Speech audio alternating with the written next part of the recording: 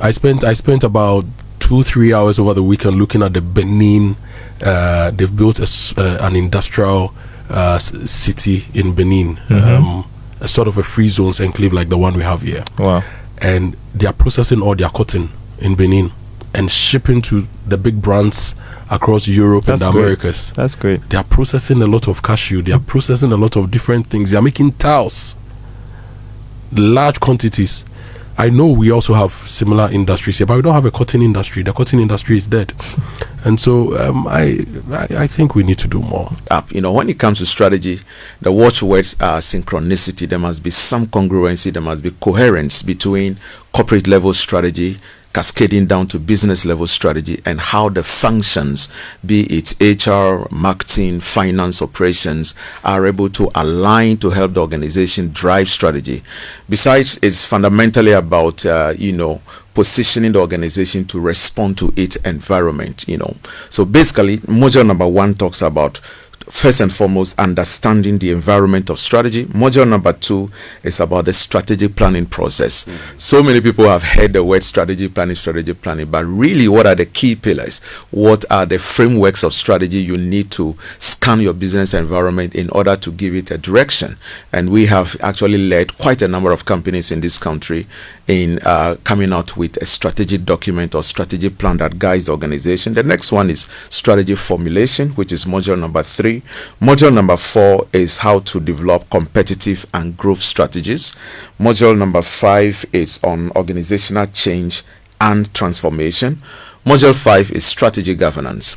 Strategy is fundamentally owned by the board of the organization. There's a concept we call the blue sky, dark cloud concept. So who casts the vision, who create that ideal position for the organization if competition wasn't a problem, if resources weren't issues? That blue sky, the real custodian of the organization strategy is the board. However, the management team led by the CEO are the ones that navigate the dark clouds to ensure that the organization delivers on its product promises and get a good positioning as far as the competitive environment is concerned. Then we have module number 7, which is on strategy execution.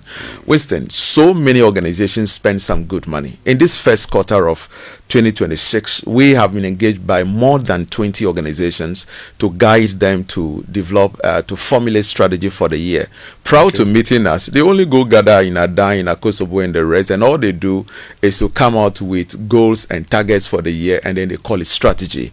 But eventually, even if they get the strategy right, less than half of all companies that go through the trouble of developing strategic plans or strategy formulations for the year actually have that strategy seeing the light of day. Less than half.